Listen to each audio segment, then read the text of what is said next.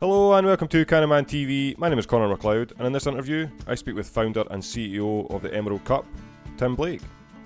In this interview we discuss Tim's background and what led to the creation of the Emerald Cup, the Anunnaki, UFOs and the ET community, Tim's cancer diagnosis, Tim's up-and-coming book and TV series, advice for visionaries and innovators in the cannabis community, and what to expect for the Emerald Cup 2023. Make sure and like and subscribe, and join me on Patreon, where you could help to build a stronger cannabis media platform for £3 a month. Now then, let's talk cannabis. Thank you very much for coming on the channel. Oh, no, it's a pleasure. Thank you for doing the work. It's people like you that do the education and bring the knowledge out, and most of you don't make much money. It's a passion project, so we try to support you as much as possible. I really appreciate that. I think that's an understatement. Run on empty here. I know that. You know, activists and influencers and journalists don't make much money. Yeah. You know, so I try to support them any way I can. Yeah, and it's greatly appreciated. It really is. And let's say it's like you mentioned before, it's really a love for the plant that instigates all of this movement. You know, it's a kind of a compliment to be able to even do anything for it, really. So I'm kind of grateful to be in the position. But yeah, I mean, for people that are unaware of your background, Tim, could you give us a wee bit about yourself and how you became essentially the founder of potentially the biggest cannabis cup in the world? Well, I started out in Santa Cruz County, south of San Francisco, back in 1972, dealing. My family moved over from the Bay Area to the beach, and it was a very alternative situation going on, very, very cannabis-friendly psychedelic scene back then in the early 70s. And I immediately started dealing with the local people. I started selling a couple of pounds a week in high school. That led to me getting out in the mid 70s and eventually being part of an industry that got built where they were bringing in millions of pounds of Thai and hash and South American bud. And so I was one of the youngest ones doing that in the late 70s and 80s, where people were bringing 100,000 pound loads in every couple of months and dropping them off the shores of California. And I was picking up my piece of it. And so I watched the whole industry get built through the 80s. I watched them build the private prison systems and the minimum mandatory prison sentences, where all of a sudden people went from a year in jail to 20 years. My friends brought me the first indoor and showed it to me, said we'd be growing out of those lights you see in grocery stores. And I thought they were out of their minds. They wanted a third of my crop for 6 crops, and I couldn't cut a clone. I told them they were crazy, but it was the best pot I'd ever seen. It became known as the grease, the chronic, and the magic. And so I had to go back 2 years later and beg for that clone because they busted 12 major loads in a row. And so they wiped out the whole international industry. And so then I went up, got busted, moved into the indoor scene in the Emerald Triangle in the late 80s and early 90s, ended up running 100 light indoor grows because most people aren't aware, but the Emerald Triangle really grew mostly indoor for quite a period of time because they brought the big military planes in and they busted most of the outdoor people in the 90s. And then, of course, that led into the late 90s where I got this place called Area 101 across from my property, started developing that, and the opportunity came up. We were talking about how in America, we go to the fall county festivals where they do a celebration of the fall harvest with all the animals and all the flowers and fruits and vegetables. And so we wanted to do the same thing. We wanted to have a friendly competition celebration of the fall harvest. Now that was back when High Times was still in Europe. Nobody was over here. You went to prison for doing this. And 19 years ago, we started the Emerald Cup at my place, Area 101, in the heart of the Emerald Triangle, with a couple hundred people and a couple dozen entries. Most people showing up en masse, and most people thinking we'd get busted. And so we didn't promote the show. It was underground, but we got away with it, and that was the start. Excellent. 19 years. I mean, is it right in saying that the very first Emerald Cup was a birthday? It was disguised as a birthday party. Is that right? Yeah, we did it as a birthday party for my friends Desmond, who was the best friend of Bob Marley, and for my other lady friend, Lisa Austin. And we disguised it. Nobody knew about it, so we kind of got away with it. And then the next year, it really blew up. And so it just kept going. Yeah. And so since then, but like, was that after year one, were you just like, this is what we're doing, we're going to create this, this is going to be the pinnacle? No, we were still very frightened by the whole thing. We have a little tiny poster for the second year. We only put that poster on the backwoods fences on boards and whatnot, nothing in the public. But we did an all-night party. You see the first year, and then all of a sudden, second year, it was an all-night party. We had lots of other bands. It just really kind of blew up. But we were worried. There was a CHP, was a police officer for the highways, who was driving up and down the road, and he saw all the cars on the highway, and he pulled up, and my guys came and got me because he wanted me out in front because we're right on the highway. And he came out and said, look, I don't know what's going on here. Cars were going by. I'm full of cannabis smoke coming out the windows. He's like, I can bust all these people. I don't know what is going on here. And just then my host started announcing the awards, and he heard them on the stage talking about, 10th place for a purple hat, Kush and stuff. And he just went, and I don't know what's going on in there. I just want this to stop. He goes, I'm going to leave. You better get this out of here. And of course, I walked in, tried to get everybody to move their cars, but it was anarchy. People were like, fuck you. Yeah. Nobody moved their cars. He drove up and down the road a few times, gave up because we're 45 minutes to an hour away from any major city, and there wasn't much backup. It was 20 years ago. Yeah. So he gave up. The party went on, and it was pretty cool. The other thing that happened that was really cool was that we weren't allowing hash contests or seeds to be sold, because back then it was 10 to 15 years in prison for over 100 seeds or for hash. There was no concentrates back then. And so we weren't letting that part of the contest. It was just one single flowers contest. But I came in and I had a bunch of friends in the corner. They were all huddled over, and I knew they were doing something shady. And I went over there, and sure enough, they were running an illegal hash contest in the middle of my contest. And I looked at them all, and I was just like, oh man, you guys are something else. And I had to throw up my hands and just let it go. So we unofficially had the first hash contest. And then my friend Ringo Lawrence, who was Humboldt Seed Collective, Humboldt Southern Collective, he had the first CBD strains, very infamous guy. He had the Sour Tsunami and all the first CBD strains, and he was there selling seeds. And my host partner threw him out because we wouldn't let him sell seeds, and he was very angry at us, and he left. And then I realized who it was, Ringo, this famous guy, and I made peace with him. And the next year we slid him, and he started selling seeds. So it was a very interesting evolution as we went. That's brilliant. I love how, excuse the pun, I love how organic that arrived. How it all, and I also love the symbolic framework of the lone officer who had no power over this community of people.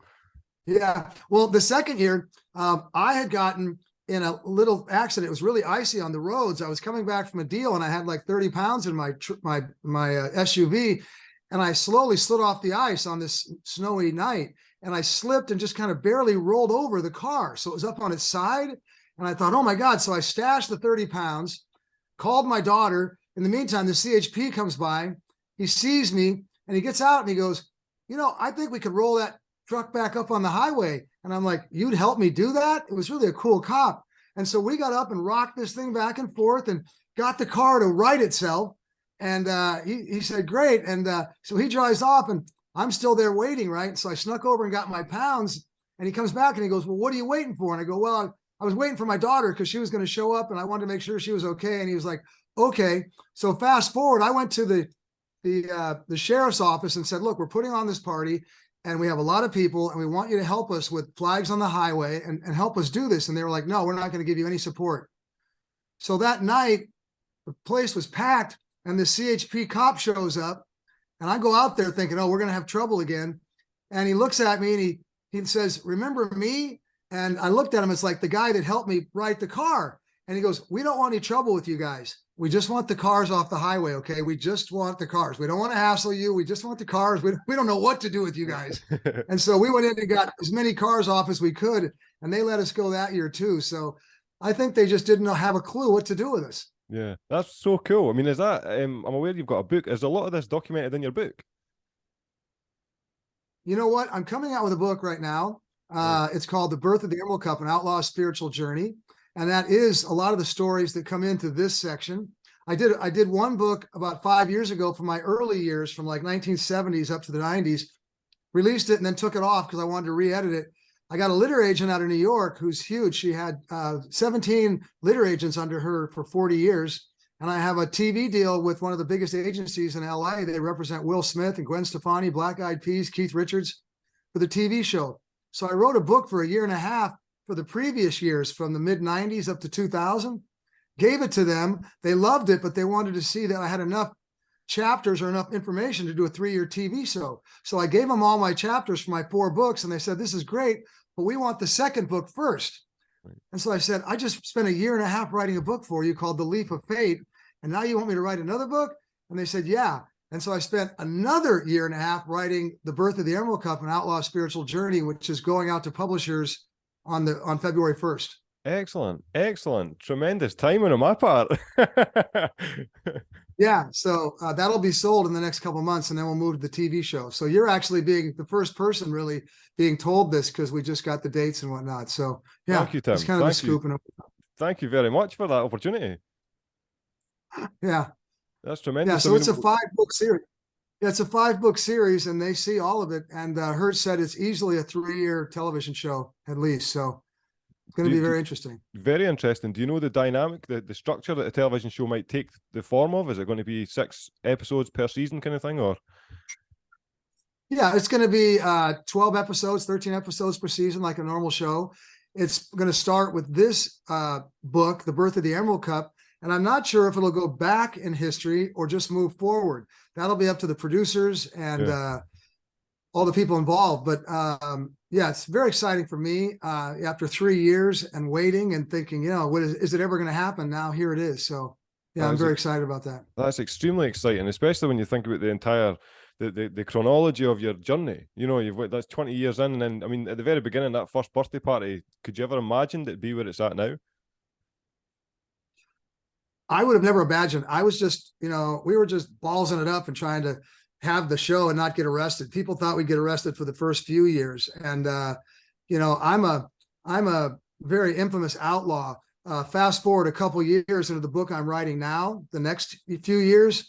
And we sponsored the first sheriff's debate in the country, where 4 sheriff candidates came to my place at Area 101, the home of the Emerald Cup, and got together in front of all the cannabis people, because we outnumbered them in the county, and talked about how we would work together with law enforcement. And it was the first time in the country. We had the runoff with the 2 candidates, and then we had the district attorney debate. So in the course of like 6 months, we had 4 debates between the sheriffs and the district attorneys with the cannabis community. And we got our sheriff, Tom Almond, elected, and he was there for 13 years. After that, I asked if I could put a cannabis dispensary at Area 101, and he said he was going to have to go talk to the feds and the local DEA and whatnot. And he came back and said, well, there's good news and bad news. The good news is they're going to let you have your dispensary. The bad news is you didn't tell me who you really were, and I didn't know, because he's a local sheriff. He goes, your friends at the DEA didn't forget you, and they've been chasing you for 30 years, and they just wanted you to know that they're still going to get you. Yeah. And I was like, damn. And so at that point, I had to cross over into politics and really become much straighter and not really much of an outlaw, because I was really being hunted. As you'll see in the book, I had a number of close calls. Many. They've hunted me for about 40 years, the feds and the DEA and all of them. I don't know if you're familiar with, but you popped to mind an individual called Howard Marks over in the UK, and he was I'm sure you may be familiar with him, a similar dynamic. Is there any close calls that you could kind of provide a teaser for now, excluding the one that you talked about the car? Oh yeah. I right when they changed the minimum mandatory prison sentences. So 6 months before, somebody got busted with 7,000 pounds, and they did 6 months in jail. There was a big load coming in. They'd made it into Santa Cruz. I was at my house waiting for the call to go pick it up. The DEA was following these people. They went into the mountains, and back then they didn't have good trackers, and they didn't have cell phones. They couldn't track people. It was raining. They were afraid they were going to lose this guy. So they pulled him over a mile from my partner's house with, 10,000 pounds of tie in his truck. And if they'd let him go one more mile, they would have busted my friend, and they would have waited for me to come up there, and I would have been busted. So I came within inches of getting busted for that one. In my first book, it opens up with a scene where there was really no Thai or Mexican or hash in the state, because they busted it all. And I had some of the only Thai there was, about 90 pounds. And it was down at my father-in-law's. He had called me and said, a couple of days before, he'd said, I got a call from people on the inside, said you're being under surveillance. And I thought, really? I didn't notice it. Well, I decided that I'd better get out and change everything. So I had an indoor grow going in my Victorian house, and it was close to being done. So I got this harebrained idea that I was going to pack it up in a big U-Haul and drive it north to my friend's house and finish it in his greenhouse with lights, because it only needed about 3 weeks. It wasn't quite hard yet, the buds. And so I sneak in there with this truck, but they were watching my place. So they realized it, and I'm up in my second story house looking down, and I look down the block, and I just see like 6 cars coming down the block as we're loading this up. And I see the tops of the cop light sirens, and I'm like, they were, undercover, they weren't on, but I saw them, and I was like, oh, damn. So I yelled out to my friends, jumped out my back window, jumped off the roof, fell down about 15 feet, hit the ground, man, almost broke my shoulder, went running. They pulled up and busted them, and they chased me through Santa Cruz for about 6 hours. I ended up hiding under a deck in the backyard of a house for hours in the freezing rain, waiting for them to give up. I ended up getting away, going away, and they wanted me so much that my uncle was a lawyer who was also a former cop, and they reneged on 3 surrender dates and lied to the judges. And he said, I don't know what they're doing.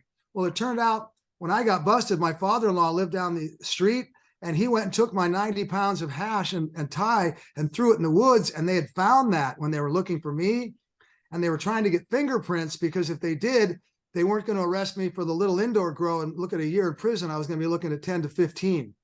So they finally told my lawyer, my uncle, and I realized that if they got fingerprints off that material, I was looking at 15 years in prison. And so I sweated that out. A psychic, actually, I represent a lot of psychics and healers. A psychic told me if I held my mud, she told me this. Actually, my friend's partner, Tony, told me this. He goes, you know what? You're not up for this little thing. You're going to find out you're looking at 20 years in prison. And I was like, what? And he goes, yeah, you're in big trouble. He said, but you hold your mud, you're going to get 6 months in jail. Well, I went and found out about this fingerprint thing, and then I held my mud, and they couldn't get the fingerprints, and I ended up getting 6 months in jail and doing 5.5 months. That is insane. What a story. Oh, yeah. Well, no, it's way more than that. That's a short version of it. It was quite an ordeal for me over the course of about 2 weeks. I had to sneak back in. I ran out of town, and then I realized I'd left 40 pounds in the trunk of my rental car. And while they were down at my house a block away, they had the keys to the rental car, but they couldn't figure out where it was, and they were driving by it all night. I called the rental car place and told them I'd lost the keys and they needed to get in, but they couldn't get there till the morning, right? So I had to wait till the morning while the cops were still there. This giant aircraft carrier tow truck shows up, and he gets in there, opens it, and I had to run across the street and pull these 40 pounds out with the cops coming back and forth, put in a car and drive off.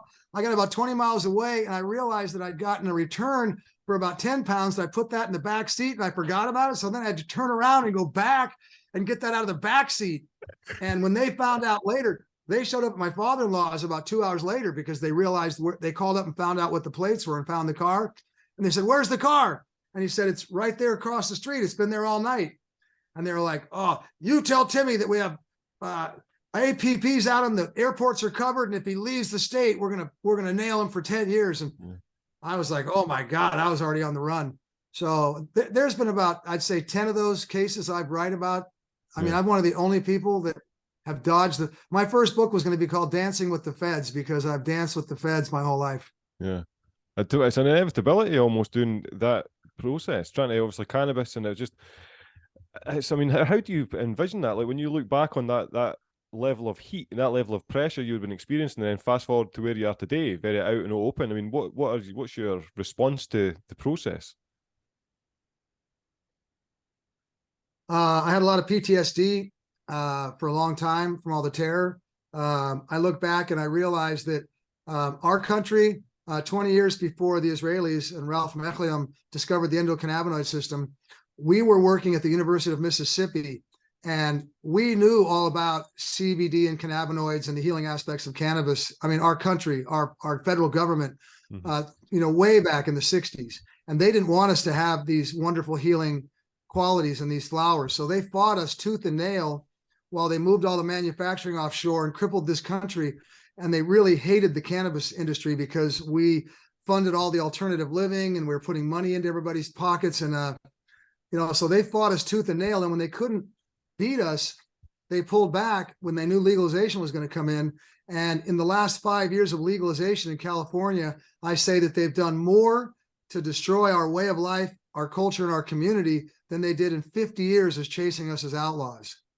So they sat back and they came up with a little thing called 280E, which is a very little known tax code that they used for alcohol 100 years ago, which basically says you can't deduct on your taxes anything but the cost of goods.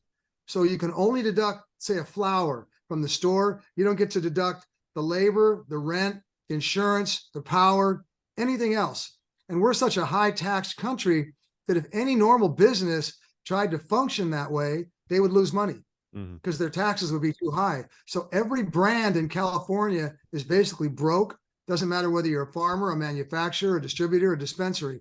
And then they did such repressive taxes and regulations that everybody's on the ropes. They've crushed our industry. So watching them, these are very, very intelligent, evil people, but they're very good at what they do. So we're still dancing with them now. That's been in the past 5 years, all of this.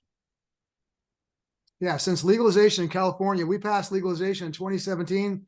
Everybody was so excited. And now 5 years later, 90% of the farmers in California have gone under. I mean, we're talking 70 to 80%, and it'll be 90 by springtime of the legacy cannabis farmers are not going to be here. They're gone. They're bankrupt. And most of the distributors, manufacturers, and retailers are too. It has been a complete destruction in the way of our industry. And it's criminal because the people that built this industry have really been destroyed. I don't really know how to respond to that. I mean, that's very obvious strategic planning on the part of the individuals that passed this legislation. They're brilliant. I'll tell you what, I've been hunting them while they hunted me. I'm a truth seeker, kind of a conspiracy seeker. And I'm an ET guy. So I started studying with ETs back in the 70s, extraterrestrials, UFOs. But I was also studying with Mae Russell. And back then it was about who killed John F. Kennedy and Martin Luther King and that kind of stuff. But over the years, we've realized that these people are masters, and the elite have done everything they can to control the world and to cripple all the regular people of this world and to turn us into an indentured servant, basically slave world. I'm glad you mentioned that, actually, Tim, because I came across a lot of the research stuff you've been doing in relation to UFOs and ETs and stuff like that, and I wasn't potentially going to mention it in case you wouldn't want to talk about it, but awesome. So, like, what is your opinion on the Anunnaki, and like, what is your interpretation of what is going on with the UFO scene at the moment? So, I mean, if I was to even go back to, I think, 2001, there was the Disclosure Project with Stephen Greer. That seemed to be like that would have been at the time, because I was like 11 years old at that time. So I was like, this is a big deal, like, this is an exciting thing. And it seemed to be anticlimactic. You know, it doesn't seem to be, there's not very much movement since then. So, I mean, what's been going on? Well, there's a lot of movement going on. And, but we'll go back to the first question with the Anunnaki. If you go back and read Zecharia Sitchin, who was the first one who wrote about it, the brilliant Israeli researcher, The 12th Planet, about Nibiru. He wrote that in the 70s. And even though he didn't get everything right, he really knew what he was talking about. And now you see all the Sumerian interpreters of Sumerian language. And it's very clear that there was a 250,000-year reign of the Anunnaki on this planet up until 12,600 years ago, when something called the Younger Dryas Impact Theory hit. Now, if you go study that, it's a comet that hit Michigan in North America. It's called the Younger Hydrus Impact Theory. It hit Michigan and it hit Greenland. And what happened here was that in America, there were people that were pre-Native Americans called the Clovis people, and they've only found one skeleton, and they couldn't figure out why. Well, that's because when that comet hit, about a 300,000-foot tidal wave washed over America, and it washed over all the shores of the world. And that's why you're finding all the ancient civilizations along the shores of the world. Well, the Anunnaki weren't prepared for that. It hit them by surprise. They had enough time to get in their ships and get up, but not enough time to really save all their civilization. So they basically got permission to create us. And Anu, their father, let us be created by Enki, who was the chief scientist, and then Lil was the chief military officer. And if you look in the Bible, if you go back and look at time, these two characters are talked about throughout history. And so they basically, over a 13-year period, created us, worked on us. But they also created all kinds of unusual, half man, half beast, all kinds of stuff, because they were working with the local Homo sapiens. their father came by and realized that this was out of control against the prime directive. And so they either created or allowed another catastrophic event to take place, which became known as Noah's Ark, or the Noah's Flood, the great Noah's Flood. And every culture in the world talks about this. And basically Enki told Noah, who was one of his half genetic kids, about this, and Noah built the big ark to get safe. And a lot of the indigenous people survived, and that went on. So what took place at that point was Enlil kicked his brother off the planet because he wanted us to just be basically a slave race, a worker race. Enki saw who we could be. In fact, what we're finding out is they were doing a genetic project on this planet for 1 million years. They were called the Cedars, and they were slowly developing us. So there were 22 different genetic compositions from different ET races mixed in with us. So when Enki started developing us, he realized all this really beautiful genetics and what we could potentially be. And so he wanted us to be freed and let to become like a very unique original species. He lost, they kicked him out, and Enlil won. And so then you go on and you look at the Bible with an eye for an eye and a tooth for a tooth and all this battling and all this stuff going on around the world. That was all Enlil, who basically turned us against each other and had wars all over the world and stuff and crazy shit going on. And so that basically what took place. And then basically the Galactic Council, the higher parts of this earth, brought down Christ and Buddha and Muhammad and Indian saints to basically teach us about the one God and how we're all joined together and we can all find God within. And basically they weren't here to start religions. They were here to just teach us, different people in the world, how we could all find God ourselves. Mm-hmm. It was the Christians and the Muslims and all the rest of them that turned it into like crazy, the Vatican and all the rest of that shit. That's not what these spiritual beings came here to do. So that's kind of how we got to the old part. That's the first section of what took place here. And then the new part was that you talked about 2001 when Stephen Greer did that really famous speech. And I agree with you. We all thought that was it. Here it comes. Yeah. I'd been studying. There was a book with Billy Meyer, the Swedish gentleman, Switzerland, who had the interactions with the Palladians and had the first book. They did a whole project on that. And it was a beautiful book. I've got one of the hand made books still from the 1970s. So I've been interacting with ET since I was a kid. Mm-hmm. So what happens is, it depends on how far back you go, but really in a shortened version, when there was the Roswell crash here in the 1940s in America. Well, way before that, there's a man named William Tompkins. If you look up William Tompkins, he was the brilliant kid who was, he recreated all the ships from the Naval Yard in San Diego, California after one visit there with his father. And they saw this in a Macy's parade, and the people in the Navy couldn't believe this kid was that brilliant. So they jumped him into the spy program, and he became the leader of the American spy program in World War II. Right. And he came back talking about these extraterrestrials that the Nazis were working with to build spaceships. And that's what he was telling all the intel.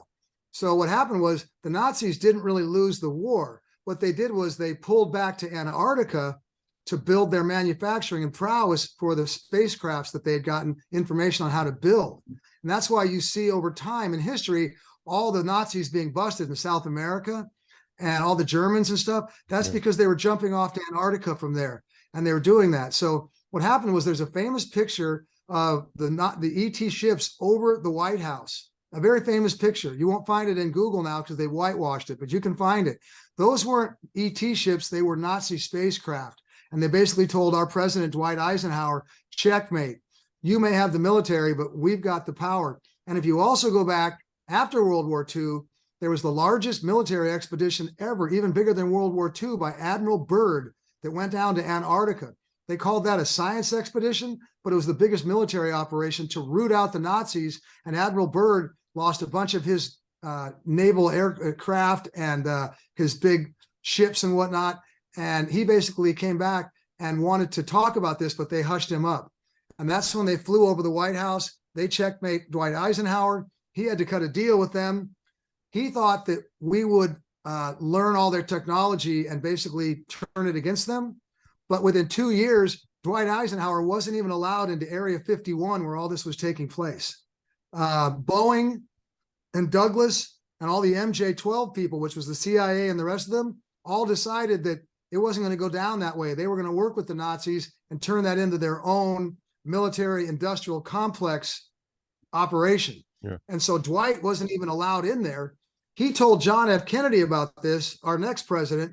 John F. Kennedy tried to stop it, and they killed him, and that was the last of the freely elected presidents in America, and that's when they took over this country. Mm-hmm. Okay, so that was kind of it all happened because of the ET thing. Yeah. I mean, yes, back in the 1920s, they changed the money, and they created the Federal Reserve, and they created the Great Depression and collapsed the world to take over the money. They were going to control us monetarily, but when the ET thing came in, it was off to the races. Mm-hmm. So William Tompkins, this gentleman I told you who was the head of the spy program, worked along the head of NASA for 45 years and worked with the Navy and some of the largest groups. And he says in the book with Michael Salla is the best researcher in the world. He has written 6 books. If you want to learn all of this, people should go read Michael Salla, Sallas. And he also has a YouTube channel called Exopolitics. And he has the most brilliant, up-to-date videos and YouTube material and his books of anybody in the world. He was at Stephen Greer's press conference in 2001, and he was a PhD teacher, and it blew him away so much he changed his life and created Exopolitics, and he's been writing and studying about this ever since. He interviewed William Tompkins and wrote a book about it before William Tompkins died, and William Tompkins said that the industrial military Nazi people launched 6 giant spacecraft in the 60s, and they were out in space since then, trading with 700 civilizations with bases on Mars and all over the galaxy. Our good side of our military, the Army and Navy, continued to, with help from the good ETs, launched 8 mile-and-a-half-long spacecraft in the mid-'80s and was playing Star Wars in space for the last 30 years. Mm-hmm. And he wrote that and told Michael Salla that in 2016. And this was William Tompkins, who knows it all. Mm-hmm. So it's very interesting what has taken place. So since Stephen Greer in 2001, we have this war in space.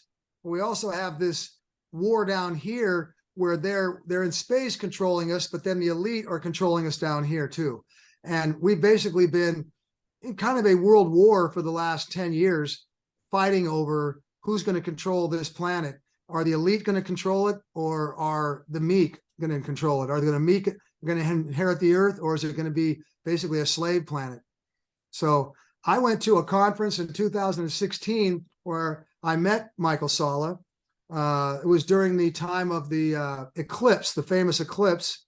And my friends were putting on a giant party, and I was invited to go backstage with 40,000 people, but my girl had heard about this UFO conference, and I love UFOs, so I went up there. I thought I knew a lot about UFOs, but I sat down with the leading people in the world for 3 days and realized I didn't know shit, and I had to learn a lot. And so I've spent the last 6 years, 3 to 5 hours a day studying everything that there is and following Michael and the rest of them. And I now know what they were talking about then was hard to even believe. They were talking about pedophilia, which I didn't even know what the word meant. Mm-hmm. I knew that the Vatican was screwing little boys, and the priests were, because I come up in Catholic. I mean, I knew some of this stuff, but I didn't know that Prince Andrew, that Bill Clinton, that basically all the elite were like into pedophilia and satanic behavior and just, I mean, crazy shit. I thought they were, I was like at this conference going, are you kidding me? And then he said, you watch. And this was before Epstein or any of it. And then of course it all starts coming out.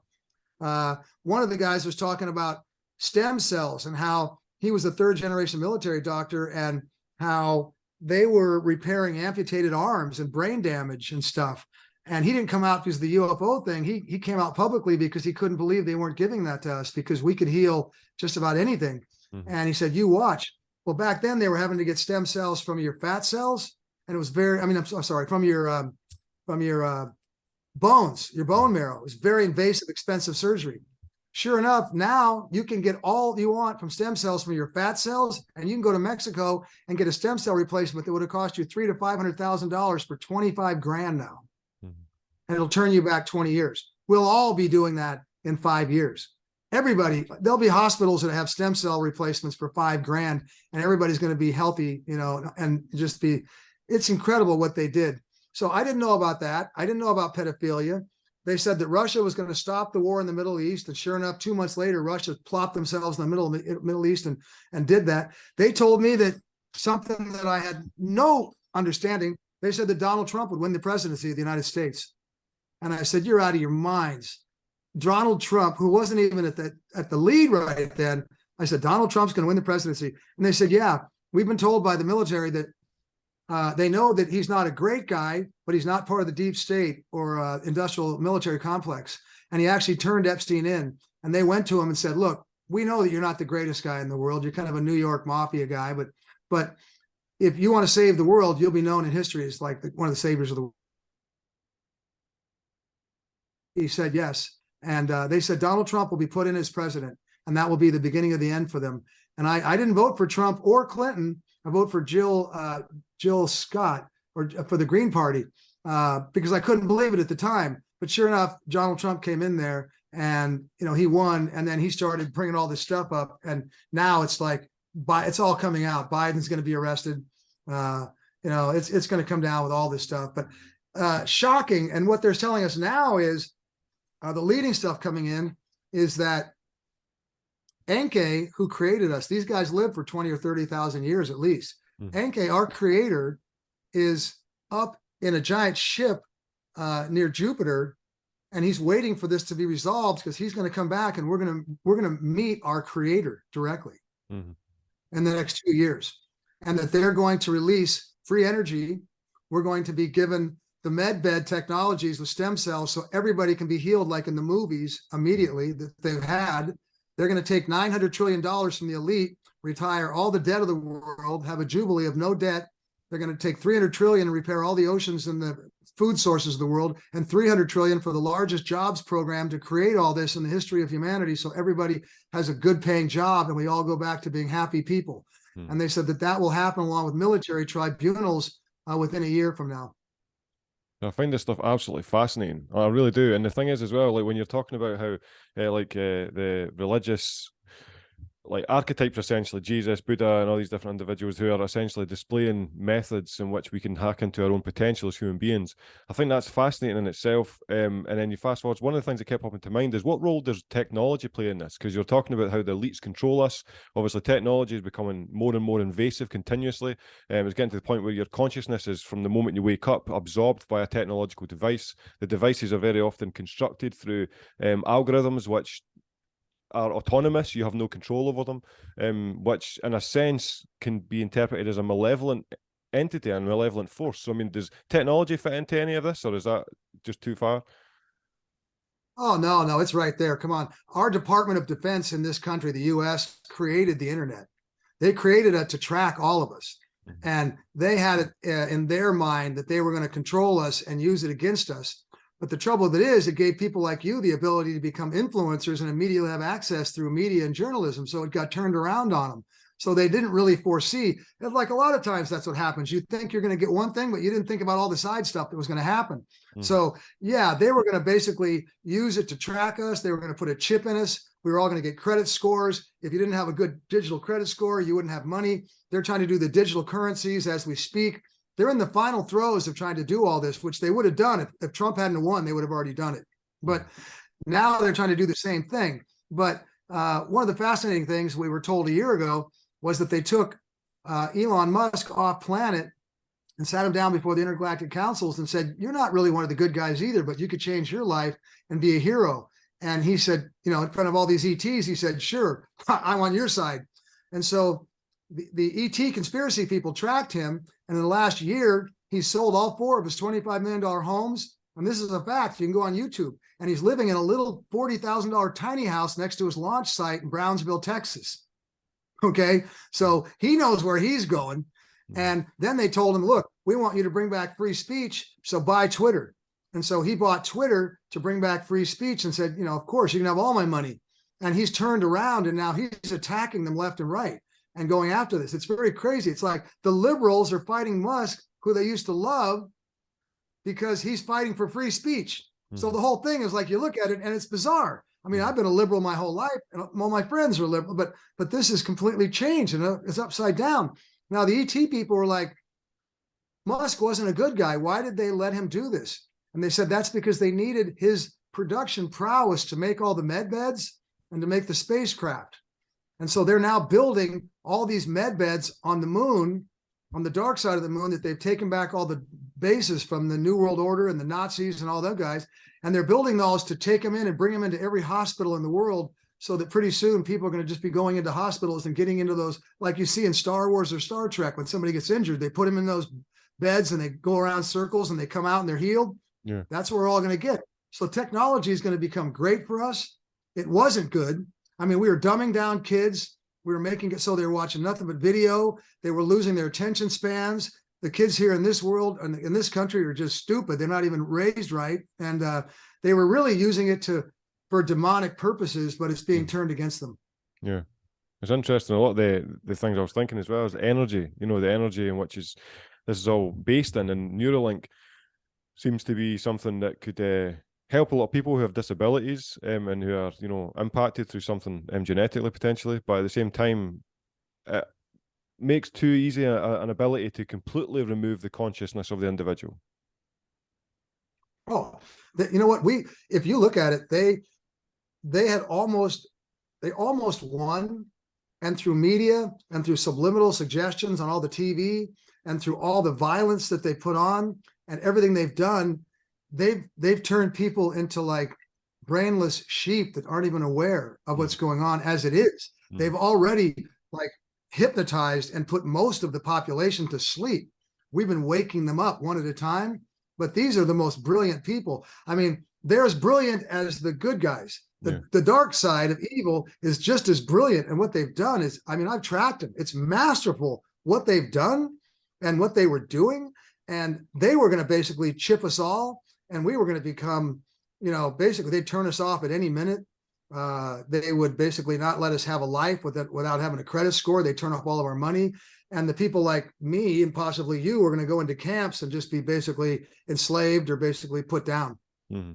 So, I mean, it was a very, very well laid out plan that started back then at Roswell.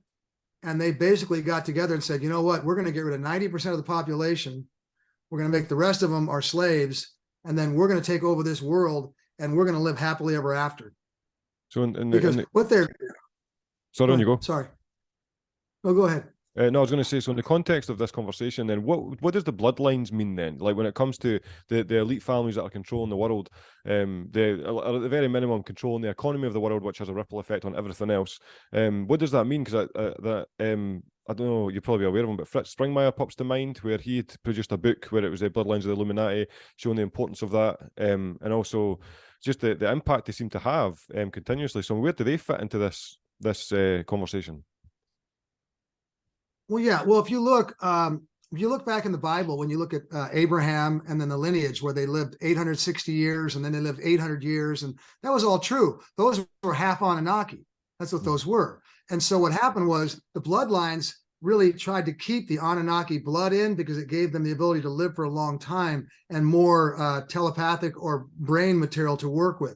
They have extended heads. If you look at the Anunnaki and see pictures, they have a big elongated skull. Mm-hmm. And that's why you see elongated skulls all over the world. If you go back and look at Nefertiti and Akhenaten in Egyptian art, you'll see they always kept their heads covered, just like the Vatican, and they've always got big coned heads. That's right. But if you'll see the art, if you go back and look at Nefertiti's and Akhenaten, you'll see the art with their children on their laps with the elongated skulls.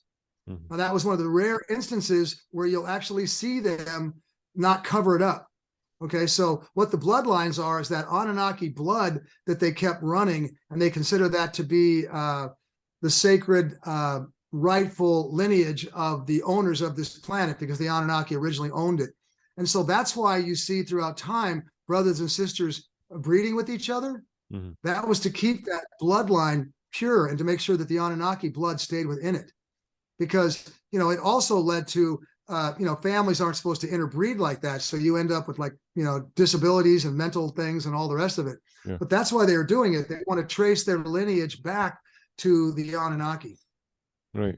Right. I've always found that just fascinating because you do see it. There's an image of I think one of the Rothschilds, and he's kind of like pointing at Prince Charles on his chest in a really intimidating manner, and there's like all these different examples of strange behavior inside a hierarchy, which seems to be far beyond the normal, you know.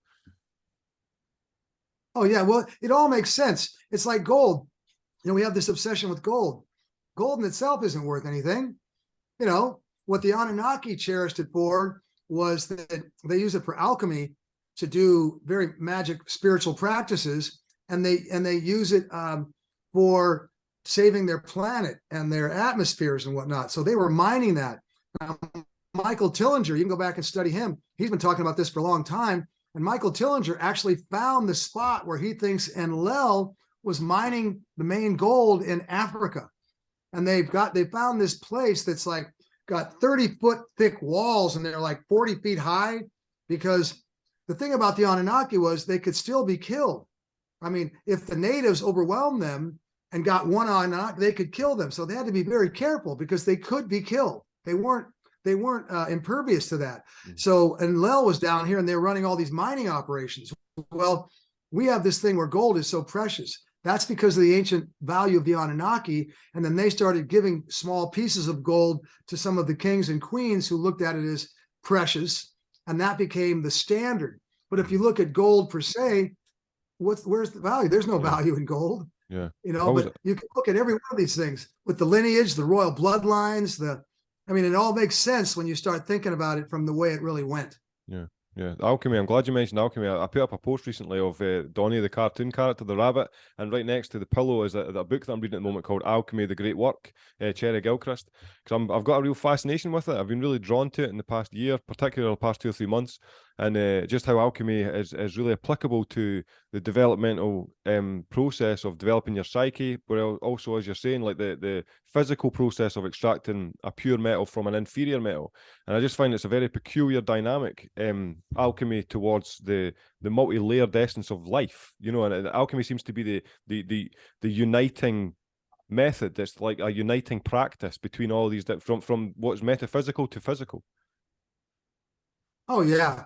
The crystals, if you look at the crystals and what's going on with those and what's in those, the energy systems that they use for crystals and all of the materials. And you look at the Druids, you look at all the ancient, we've demonized all the witches and the war, they were just demonized because they didn't fit into the program that the Christians and all the people wanted to go with, but they knew what's going on. They were, the Druids and all those ancient, spiritual, groups and stuff, they knew what was going on. They're very, the Essenes, the Assyrians, the ancient Jewish races and stuff, all the people that were the mystical tribes were very well aware of all this, but it got demonized from us.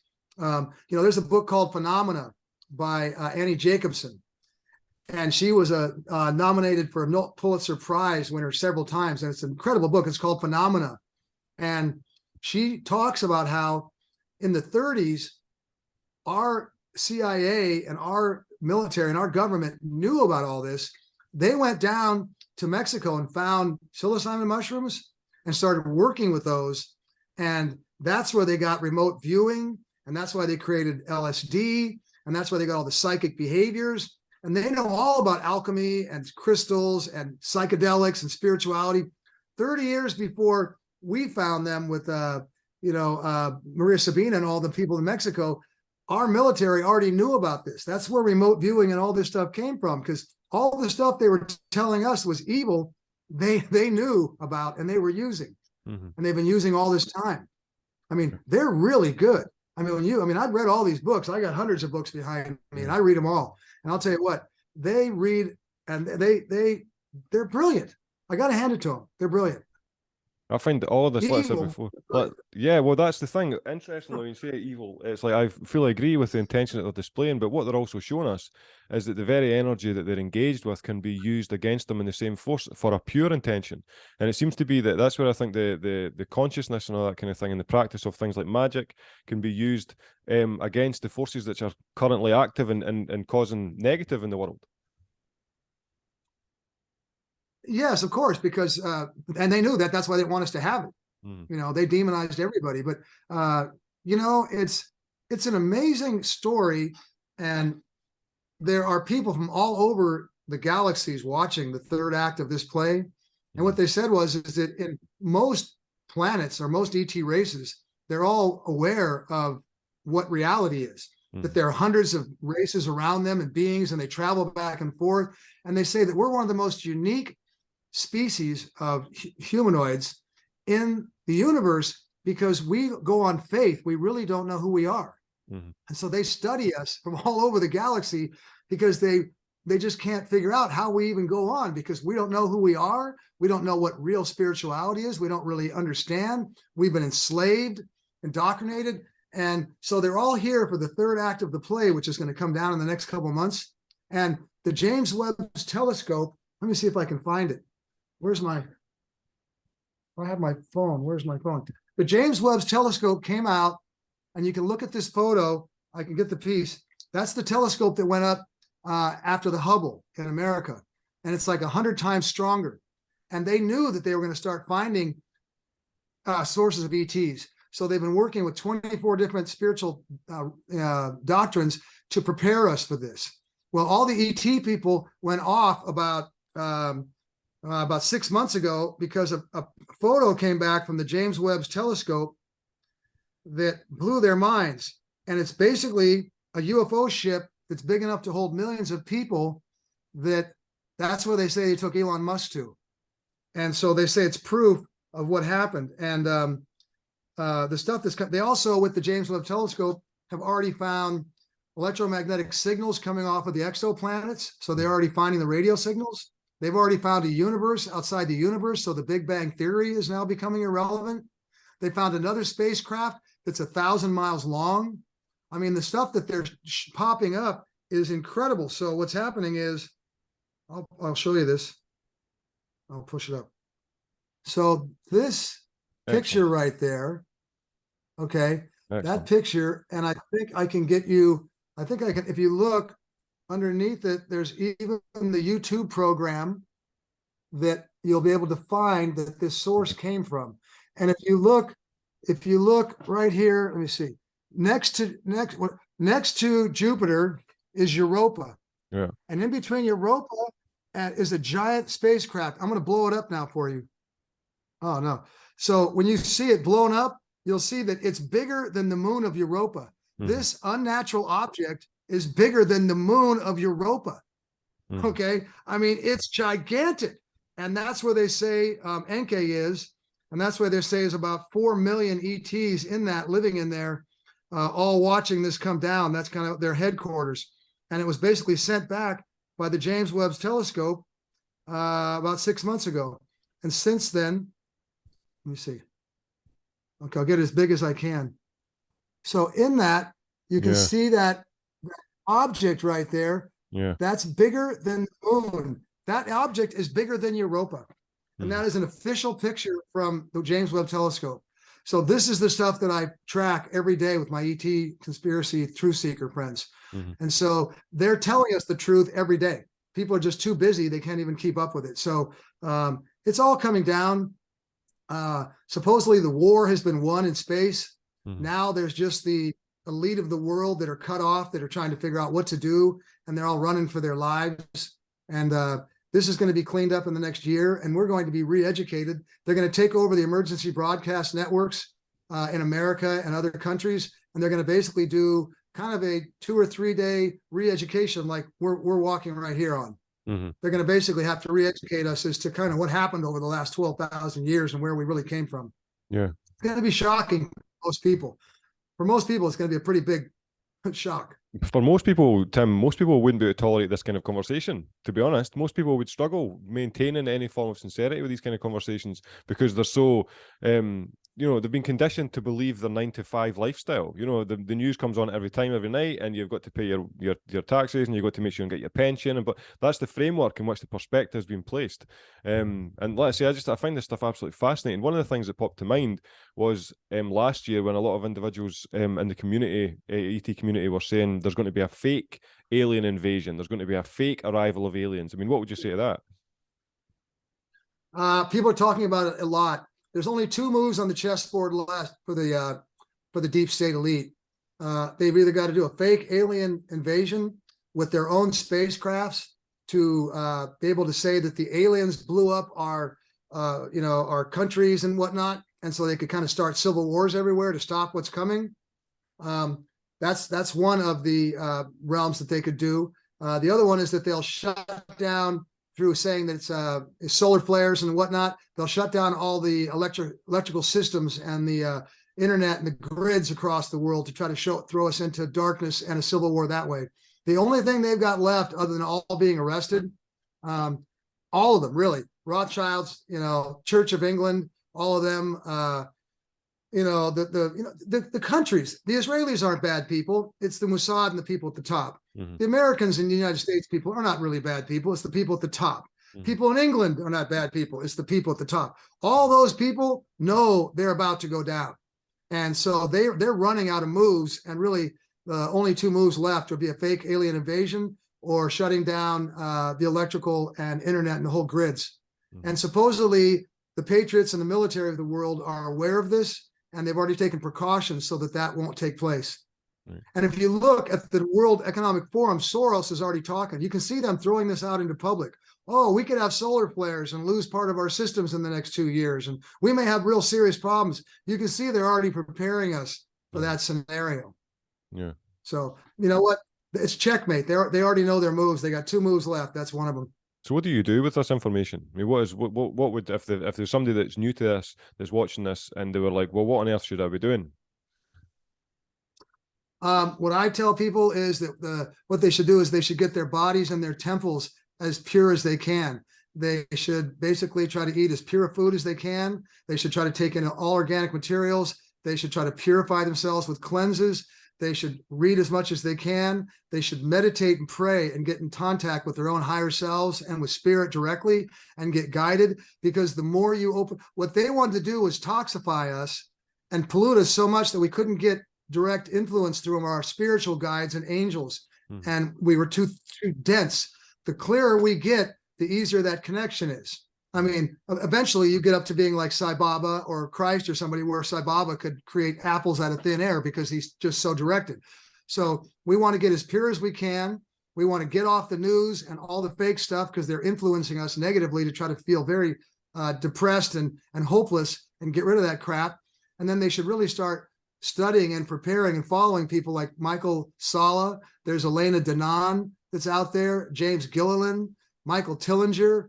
There's lots of people.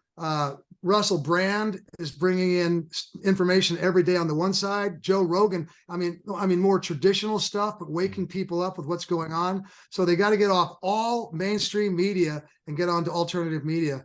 And what they'll do is they'll find out what's going on, and they'll be waking up a lot faster than everybody else. So they'll be prepared for it, because there are projections and numbers. I don't know exactly what's going to happen, but out of 100 people, there's only going to be so many people that are going to be able to take this information without totally freaking out or losing their minds. Mm-hmm. I mean, we're probably going to lose 20% of the people that just won't be able to take it. Mm-hmm. They're too indoctrinated. They'll think it's evil. They're just too far gone. Mm-hmm. I watch people that are still walking around in daylight in the middle of the day with masks on. Mm-hmm. I mean, they're so freaked out that somehow they think the air is going to get them. Yeah. So those people we may not be able to save. I don't know what will happen to them. I mean, I don't know, but there's about 50% of the people, they're going to need some serious re-education, but they'll be able to take it once they get over it. Mm-hmm. There'll be about 30% of us that are waking up in various degrees, 5% like where we are, mm-hmm. and then 25% that are following us. Unfortunately, most people think that they're too intelligent to have been fooled. Mm-hmm. That's the biggest inhibitor there, is not being able to say, you know what? I was ignorant. They fooled me.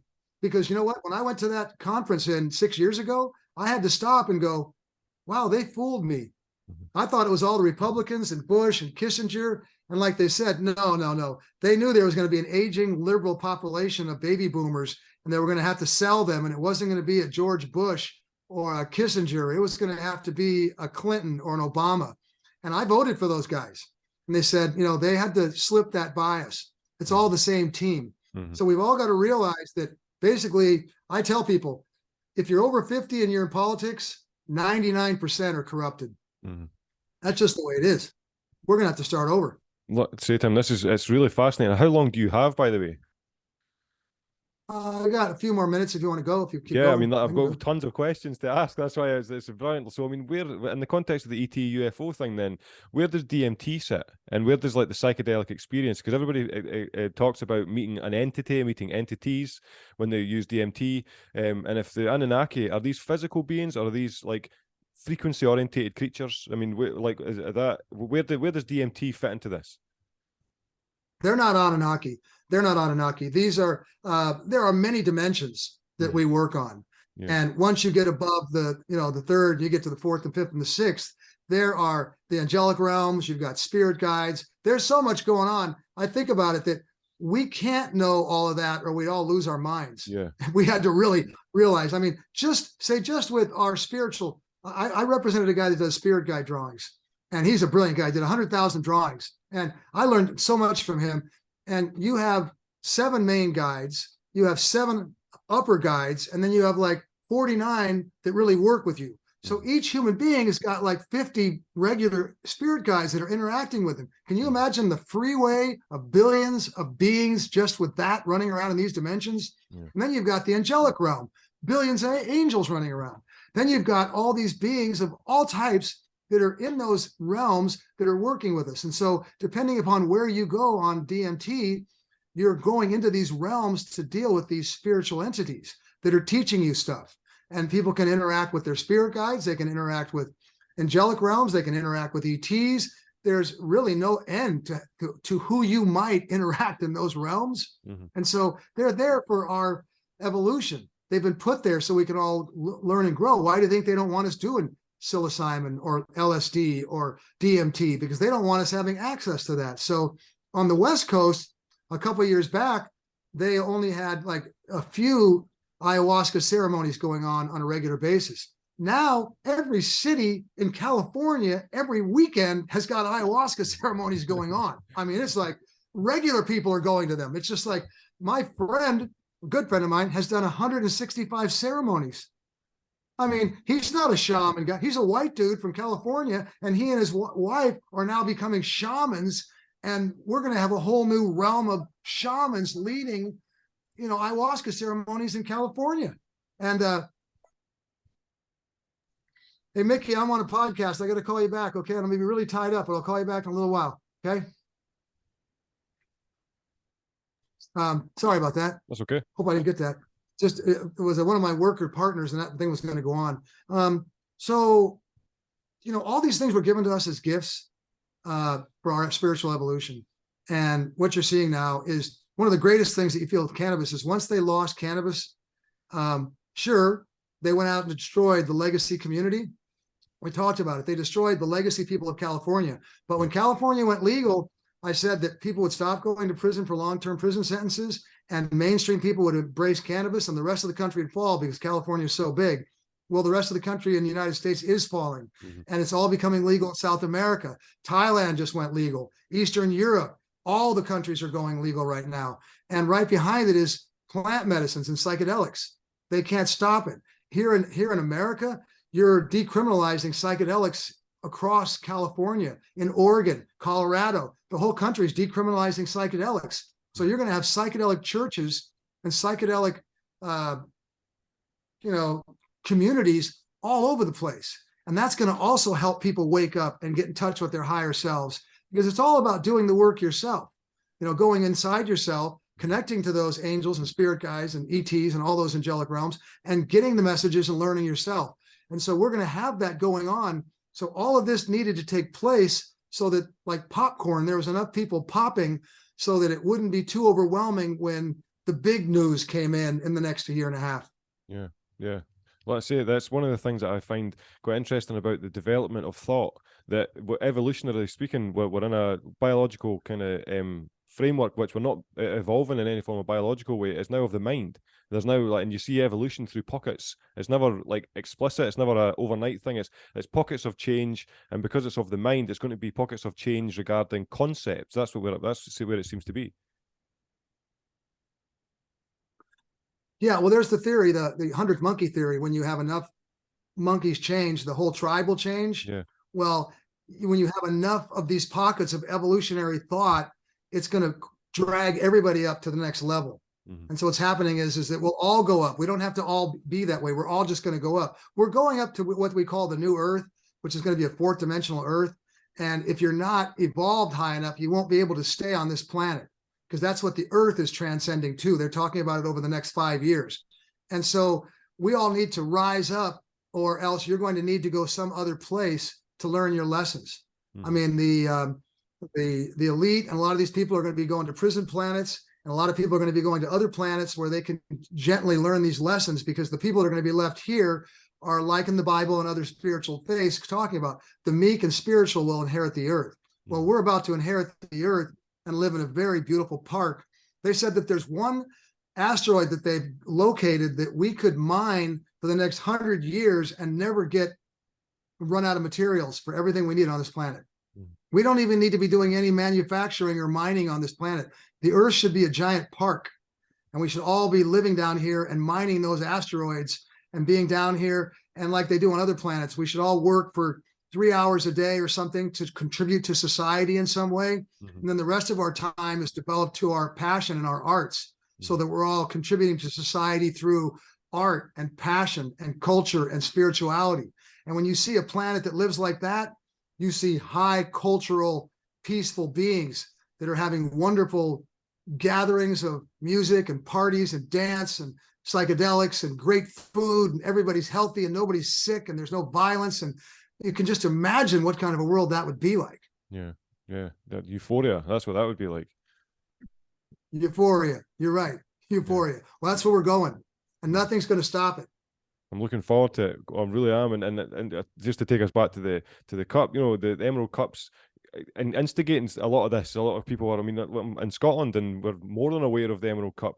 So, when was it that you began to? When was the official first time that you realised this is now mainstream? This is now going to be. This is an official thing that's going on. Well, we did about 8 years at my property up at Area 101, and it got too big for that spot. So we moved up to Humboldt, and we did one show there, which was the biggest show there. At that time, I still, John Bergados, who was the editor of Skunk magazine in Canada, he got busted for being the biggest seed genetic, dealer in the world. At one point, they tried to take him out. And so he really couldn't come forward with us anymore. That was a long time ago. But he came to me and he said, Tim, I see the Emerald Cup becoming like Cannabis, only bigger. And he goes, I see a vision for the Emerald Cup. And I was the little show there at Area 101. I still didn't quite get it. When we moved to Humboldt, I still didn't quite get it. When we couldn't find a big enough spot in the Emerald Triangle, and we had to approach the Sonoma County Fairgrounds, which is in Sonoma County, the county below us.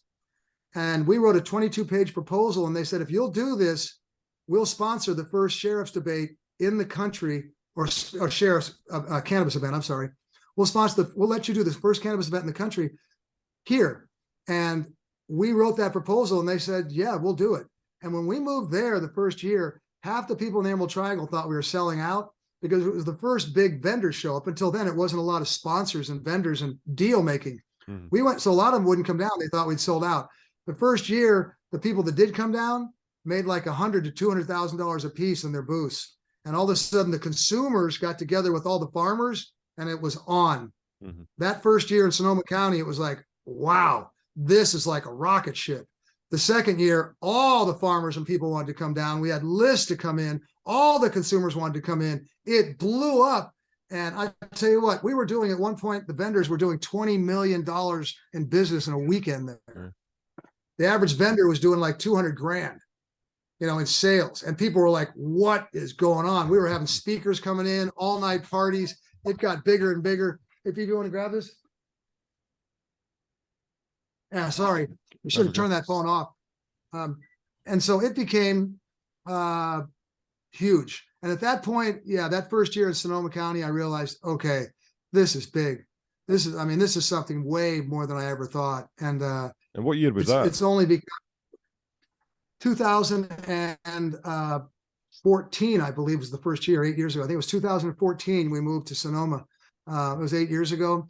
Our biggest year was 2016, 17, the years of the first legalization. We had about 40,000 people. Then COVID hit. Of course, we hit COVID and it was like tough. Everything collapsed. People still were afraid to come out to events until the last couple of years, and it's all just building back because it was so. Tell you, COVID was their one masterful play. Yeah. They were going to basically take us in with COVID. Yeah, I was thinking about COVID when we were talking about that the ET conversation earlier. I was thinking about that, and just again, the mainstream interpretation of that event. It was a theatre. I was actually talking about this at my son's school the other day. One of the parents about how they were talking about how there were still people getting jagged now, and I was like, do you know that's all that is? The jag's a prop. It's kind of like a prop for a theatre that they've created, and if you're doing any form of theatrical production, you have to have props. So there's the prop. Yeah, well, you know what? There's a book by Robert Kennedy Jr., who was John Kennedy's nephew, I believe. But Robert Kennedy Jr. has been the Children's Defense Fund. He's a lawyer. He's been an environmentalist, a liberal man his whole life. And when COVID hit, he wanted to find out what it really was all about. And so he studied it, and he wrote a book called The Real Anthony Fauci. And it sold over 1 million copies. And I tell people, and anybody that wants to know what COVID was should read that book, because when they get done, they're going to want to arrest Anthony Fauci immediately. And he is going to go down as more criminal than Joseph Mengele, the guy that killed all the Jews in Germany. Anthony Fauci is going to go down as the largest mass murderer, the head of it, of anybody. And if you go back, he was one of the original founders of Moderna, one of the pharmaceutical companies. He was with Bill Gates. Actually, you can predate that, and you can go back. He was the one who led the whole thing with AIDS against all the gays. And when his chief scientist lady, she wrote a book about him. She just came out with a book. She wouldn't go along with the whole monkey thing and transferring stuff. They ruined her career, destroyed her, because she wouldn't sign off on the whole thing. Bricks or Brickle, there's a name for what her name is, but she wrote a best-selling book when COVID came out and said, you should know who Anthony Fauci is. And you realize that he basically helped kill millions of gays with AIDS. And that was the little startup for them to come in with COVID. They've been doing this thing a long time. They planned on it. They were going to give everybody 6-7 jabs. They're finding out right now. I mean, we all probably know, but you can see right now, 2,000% increase in athletes dropping dead in their tracks right now. You've got heart, lung issues, reproductive issues coming in women, men being sterilized, blood clots, strokes. I mean, they're going to find out that this shit was just pure evil. It's part of the whole thing. It was pure evil. And you know what?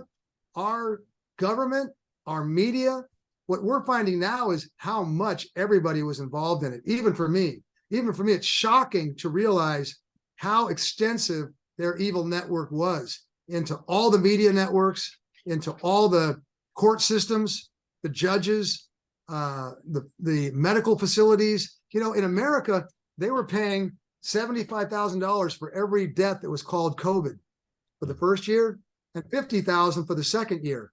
And now they're going back, and even people that were agreeing with COVID, there was a lady on CNN that's saying, look, we're now realizing how overstated the deaths were, because people were going into hospital with an automobile accident and they just had COVID, and they said it was because of COVID, not the accident. Yeah. And so they're now saying that it was so overstated that, Rick, that they're saying it's so overstated that we're going to have criminal charges against not only Fauci, but, you know, that's why military tribunals are the only way. The court systems are corrupt in the United States. They're going to have to do military tribunals. They won't arrest everybody. Every year there's about 30 or 40,000 federal indictments. They're now up to 300,000, 6 times larger than any time in history, because they've got federal indictments for all these people. How many of them they'll actually, you know, put in prison or put down, kill or whatever else, we don't know. But it's going to be a huge mess that's going to have to be cleaned up, and military tribunals are the only way. There's I mean, over in Scotland, there's obviously, we're a small region, but there's, I would say, a relatively large community of people who are against the official narrative that COVID was, you know, that it was supposed to be. And it's just, I don't know, it's encouraging to see that. Because I also personally, I know a couple of people, one individual who got the jag, and she's now got a very bizarre and quite honestly, disgusting looking fucking ulceration over the bottom of her leg. So her entire bottom half of her leg has been, it's almost like there's no skin on it. And the doctors keep putting it off to say that she doesn't describe they don't know what it is. It's certainly not because of the jag. There's another individual I'm aware of that they took the jag, and their entire left leg now is like they've got a dead leg, so they can't feel it. Again, it's not to do with the COVID, and then that's not even including the numerous people we've seen online where it's like, as you mentioned, sports athletes dropping, professional sport athletes as well, live television instances, and it just gets hushed under the rug. Yeah. You know, it's explicit. These things are explicit, and yet they're just being not acknowledged. You know what? Like I said, even myself, I didn't realize that they spent 60 years. Basically, what they did was when they decided to do this back in the 50s with the ET thing, the elite of the world got together and said, you take the food sources and make the worst food in the world. You take the medical facilities and ruin it. You take the legal facilities. They took over every part, the media, every part, and they bought it all up. You know, like Bezos, our guy that owns Amazon, bought the Washington Post. They started buying up all the media, and then they just controlled it all, and they became their voice. And so we're basically in this total phony matrix illusion where they're just telling us but it's crazy. The athlete drops over in mid-race. It never happens before. And they say, no, it's not COVID. Yeah. They've got what they call long COVID that we know, which is, they're now admitting it. It's called long COVID, where people do this and they never get healthy again.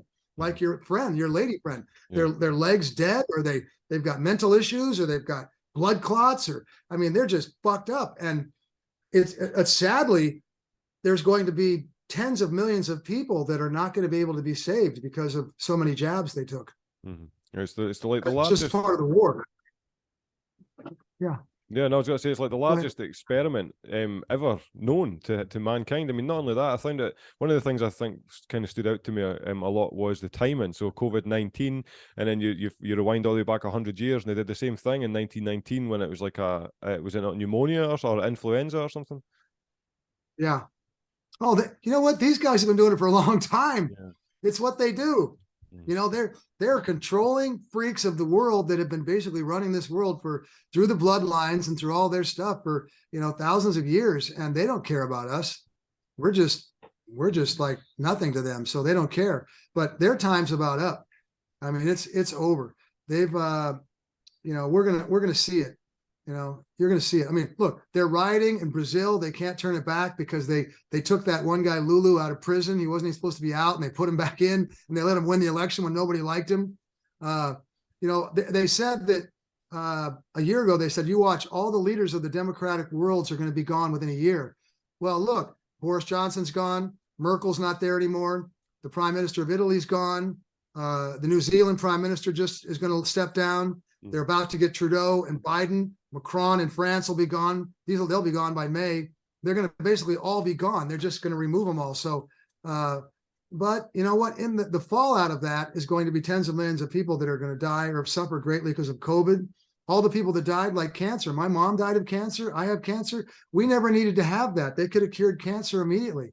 So we created this medical system where we grow people up, make them sick as crap, run them through our medical, and our pharmaceutical systems, eventually kill them off and spit them out, and then just, like the Matrix, just go on.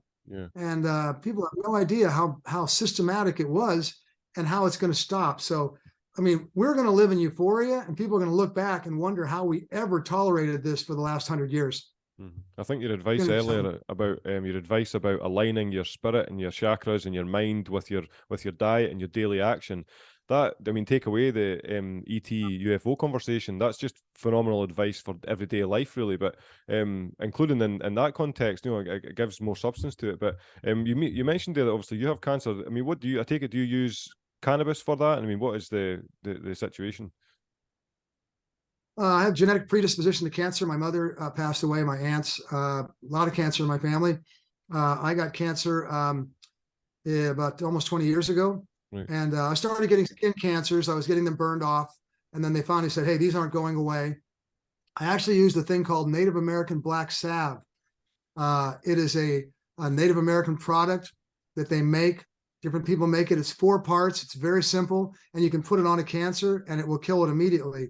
And I had a huge cancer on my leg that went halfway an inch into my bone. Right. And and I had a cancer on my other leg. So I did 7 at once, and each one is like a gunshot wound. My healer, I put it on 7 cancers, and I went and saw my healer doctor, and she said she'd never seen anybody do that because you're only supposed to do 1 at a time. I'd already put it on there, so I couldn't take it off.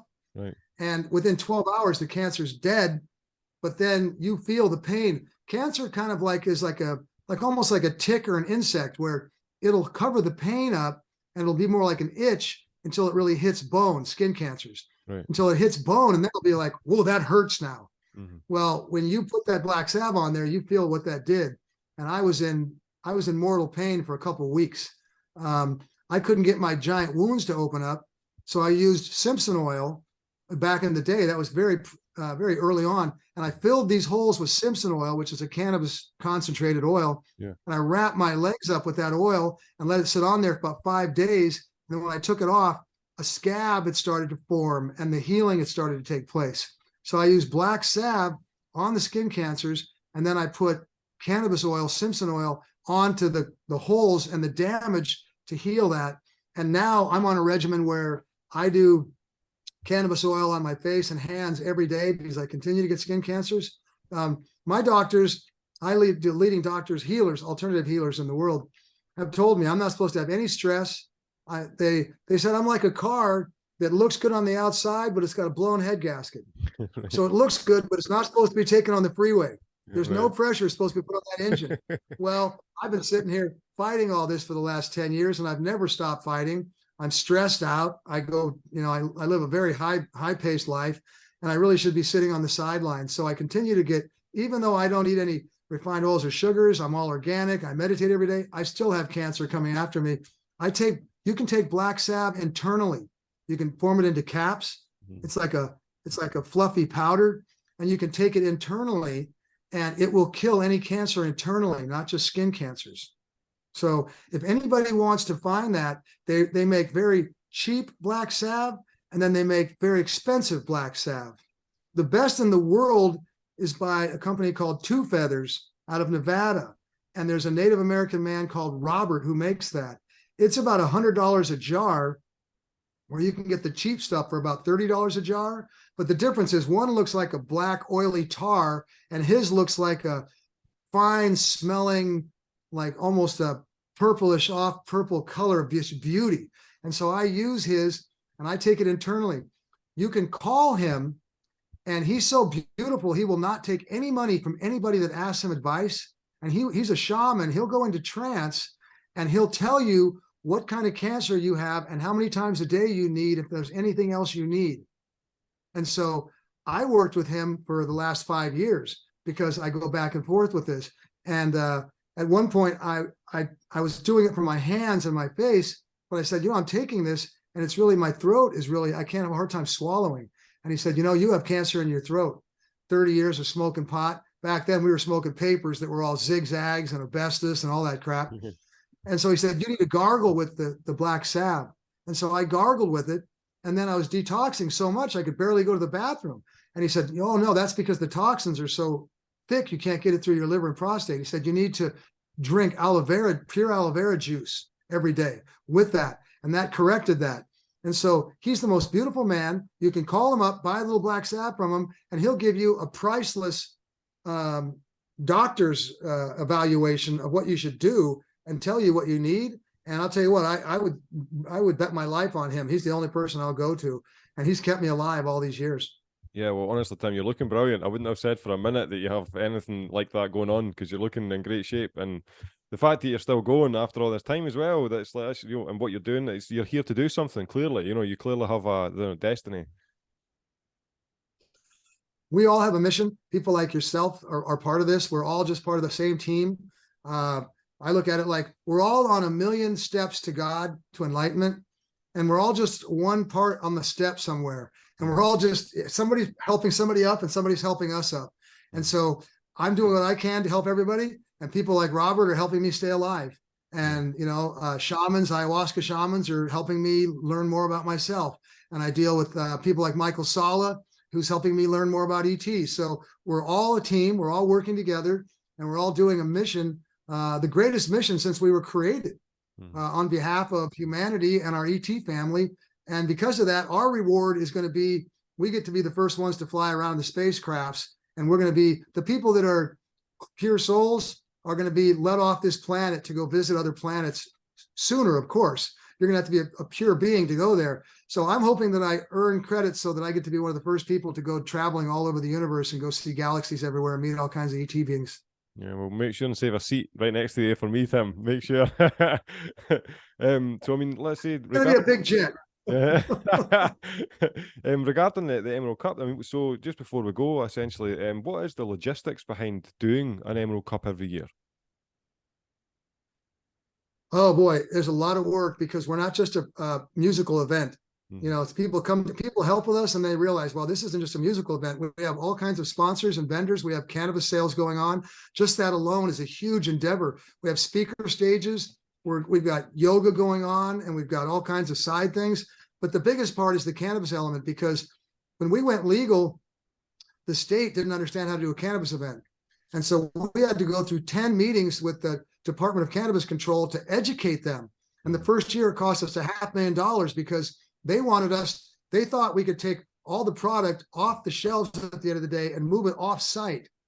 And we're like, we can't have 200 vendors moving all their cannabis off site in cars without security. Are you crazy? And then they wanted us to throw everything that was on the tables. So we had to build vaults, armed vaults behind our tents so that we could protect all that. And it cost us $500,000. We lost a lot of money that first year to show them how to do it. And then we had to go on the next 3 years. Last year, the DCC came in very heavy-handed into our show, and they were like giving people tickets and shutting them down because the farmers wanted to show their flowers in a jar to people. And they were like, you can't do that. And if the people behind your booths are sharing cannabis, that's considered consumer sales. And, you know, all these different things. And we're like, look, you guys, there was such an uproar. People really came out against us and them. I said, you're going to make it so cannabis events never happen. I mean, we got on the phone or a Zoom call with 10 of them and said, this is it. Either you work with us or we lose our events and our jobs, and so do you, because nobody will come back to the events because you've made it so demonic and heavy-handed. So they realized that. This year, we spent all this time with them. We brought them to the Harvest Ball. We had a panel, a discussion, speaker panel with them so they could talk to our community and vent their concerns. We gave them a booth so people could talk directly to them about the problems with farming issues or manufacturing issues or retail issues. And first people were like, you're going to let those punks into our show and let them around us? Those guys are like the evil people. And I'm like, dude, we have to bring them in and work this out. We have to show them who we are. We have to work with them and unite. So my big theme this year is about unity, coming together and realizing we need each other. And so this year we did that, and it was an incredible experience. Everybody realized how great it was. The cannabis board came to us and said, look, we now realize what cool people you are. We want to help you. We want to stop all this. And it wasn't just for our event. It's for every event in California and across this country, because they're using this as a model for how to do this. And even down to like, look, how do most traditional farmers survive? In this country, there's little farmers markets every week in cities across the country. And these little farmers go there and they sell their products. Well, we need cannabis farmers to be able to be embedded right into those traditional markets in every county and city and be able to sell their products there. And the DCC needed to see how this would work and why it's necessary. So when we do this, it's not just for the Emerald Cup, it's for every farmer's market, it's for every event, it's for everybody. And so we're really proud of all the work we put in and time to really help do that and make it so we can put that forward for everybody. You know what's really interesting is rewinding back to when you had the sheriffs put in place, and you had that, unless I'm mistaken, you had the structure of like 99 plants or something like that, and then that kind of laid the foundation for the country that then adopted a similar template. It seems to be you're doing the same thing with the cups, because I mean, over in the UK, there's one that's emerging over the past few years called Product Earth, and they've got a similar situation. Obviously, we have a different legal circumstance. So they have different challenges, but for individuals such as Product Earth that are creating festivals, I mean, they've got thousands of people that show up over the course of the weekend as well. What advice would you give? Because they're only 2 or 3 years in. So what advice would you give to an event that's also engaged with a similar situation? Well, the first thing really quickly is that we also, and after we got Tom Almond elected our sheriff in Mendocino County, we helped create the first program in the country where you could grow 99 plants with a permit from the sheriff's department in full sun. Up until then, people were having to grow under the trees, hide from the cops. Mm-hmm. And so people were buying mostly indoor. Once we could grow in full sun, people got to see what incredible bud sun-grown was. So that was an incredible program. We started out with 12. The next year we had 92 people in the program. And then the feds came in and busted the program. And Tom Allman, our sheriff, said, why are you busting this program? Because they funded $700,000 to the sheriff's department. We saved all the sheriff's jobs, and we're doing this legally. And they said, yeah, and if you do one more permit, we're going to arrest the sheriffs, the district attorneys, and all the county supervisors. And that's when our government got to see how evil the Fed was. So that was a whole process. Mm-hmm. Going into the Project Earth, we went to Project Earth with James and whatnot. Excellent. Before COVID. Right. We were over there, we were like the highlight of their show. And we were going to go to Europe and start doing Emerald Cups with people like Project Earth back then, but COVID hit. So we're very supportive of Project Earth. We're very supportive of any event in the United States and the country. There's room for everybody. And it's through this inspiration and teaching and education that we're going to make the changes. So we'll teach anybody, support anybody we can. And so they're all learning from us and from other events like ours how to do this. And when they call us, whether it's Hawaii, whether it's San Francisco, or we teach them what we're doing, how to get it done, what we can do. We consult. I do that for free. I don't even ask for anything because we don't have time. We need to get as many events going, as much education going for cannabis, plant medicines, for truth seeking, for all this information, so people wake up, so we can all be prepared for this euphoria that we're going to come into. So I really love Project Earth and what they're doing, and I'm glad that they made it through COVID, and they're going to do quite well in the years to come. Excellent. Delighted to hear it. I was unaware of that, Tim, and I'm absolutely delighted to hear your support. That's just tremendous. Interestingly, I've never been to Product Earth, but I'm going this year, and I'm hoping, well, I'm not hoping, I'm going to make sure it happens, that I'm working on a CANNAMAN movie, so there's going to be an animation movie that I'm hoping to screen at the event. So yeah, it's really exciting, and I think 2023 is going to be good. So the last question then, Tim, before we go, what should we expect this year for Emerald Cup? Last year we had 730 entries. We have 50 competitions, 100 judges. It's a huge process for our Emerald Cup competition and the ECAs. We were down in LA last year. It's hard getting permits in LA. We're probably going to move the Emerald Cup Awards back up north to Northern California, likely San Francisco. We're going to have an incredible awards ceremony. We're going to stream it live across the country and the world. So what you can expect is you guys will be able to see our 2-hour award ceremony live streamed right into your televisions in May, because we want to educate people across the country and the world about what we're doing and all these different contests and how we do it, so people can see all these products. So that's what we're going to do this year, is we're going to live stream it. We did a delayed broadcast, but we want to do it like the Grammys, where it's just streamed live. So we're working on that right now. People can track that and follow it. It'll be on our websites at theemeraldcup.com, and you're going to be able to see it for free, the whole awards ceremony, and see all these different brands and people, and just be part of our community watching it happen. This is just going to be absolutely, I can't wait to watch that, Tim, honestly. Thank you so much for this conversation. It's really exciting. Yeah. Well, thank you. Like I said, I do anything for people like you, because you're out there. We know you're not making money, and you're doing things. If you get CANNAMAN, we'll end up airing it over here, and we'll do everything we can, because we're all on the same team, and we're all going to get on that spaceship and go together to the galaxies and see all of our friends. That's exciting to hear, because my aim, because that's what one of the things I was actually going to ask you was, because you're a visionary, you're putting a visual process into it, and it's manifesting itself, and that's what I'm attempting to achieve with the CANNAMAN animation series. It was all pre-planned, so I'm trying to get it so that CANNAMAN is the animation archetype for the cannabis world, and I'm trying to get it to that place. But I'm doing all the drawing and all the illustrating and all the editing. It's a plus trying to keep interviews. So yeah, it's just you're an inspiration, Tim, because I do vision really exciting things for CANNAMAN, for having his face with the cannabis leaf alongside Homer Simpson and Peter Griffin, and I want it to be like that.